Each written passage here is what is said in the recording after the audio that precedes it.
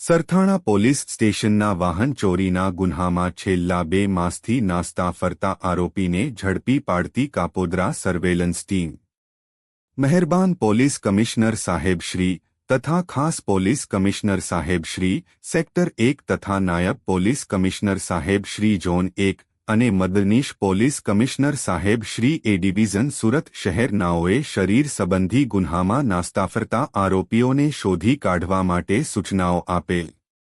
જે અન્વયે police inspector એમ.બી. અવસુરા નાઓએ શરીર સંબંધી તથા મિલકત સંબંધી ગુન્હાઓમાં નાસ્તા ફરતા આરોપીને પકડી પાડવા સારું સૂચના અને માર્ગદર્શન હેઠળ police sub inspector M B. Vaghela તથા police sub inspector A L. Pandya નાઓએ સર્વેલન્સ સ્ટાફના માણસો સાથે પોલીસ સ્ટેશન વિસ્તારમાં શરીર સંબંધી તથા મિલકત સંબંધી ગુન્હાઓમાં નાસ્તા ફરતા આરોપીઓને શોધી કાઢવા વર્કઆઉટમાં હતા દરમિયાન સાથેના એએસઆઈ રાજદીપભાઈ ગોરભાઈ તથા પોલીસ કોન્સ્ટેબલ અર્જુનસિંહ મહાવીરસિંહ નાઓને ખાનગી રાહે સંયુક્ત બાતમી મળેલ કે સુરત શહેરમાં અલગ અલગ વિસ્તારમાં વાહન ચોરી કરતો અને સરથાના પોલીસ સ્ટેશન વિસ્તારના વાહન ચોરીના ગુન્હામાં નાસ્તો ફરતો આરોપી નામ દીપક વાલુભાઈ ભુરિયા ભાભોર